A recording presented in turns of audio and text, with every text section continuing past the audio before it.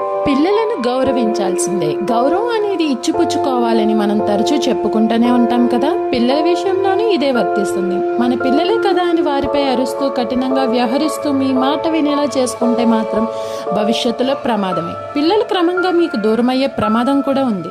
కఠినంగా ఉండటం వల్ల ఆ సమయంలో పిల్లలు మీ మాట వింటారేమో, కానీ క్రమంగా వారి మనసులో మీపై ప్రతికూల భావన ఏర్పడుతుంది. అందుకే పిల్లలను కూడా గౌరవించండి. ఒకరినొకరు గౌరవిస్తేనే బంధం బలపడుతుంది. అది తల్లిదండ్రులు పిల్లలైనా సరే ఇదే సూత్రం వర్తిస్తుంది. పిల్లలపై ఊరికే అరవద్దు. ఇలా చేయడం వల్ల లోపల మీపై పగను పెంచుకునే ప్రమాదం కూడా ఉంది.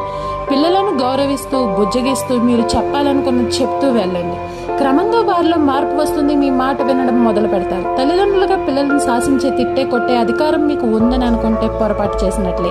అది పిల్లలతో బంధాన్ని బలహీనం చేస్తుంది. మిమ్మల్ని అవతలి వాళ్ళు ఎలా ట్రీట్ చేయాలి అని మీరు అనుకుంటారో వాళ్ళు కూడా అలాగే వాళ్ళని ట్రీట్ చేయాలని అనుకుంటారు. మీకు కనుక వీడియో నచ్చినట్టయితే సబ్స్క్రైబ్ చేసుకోండి.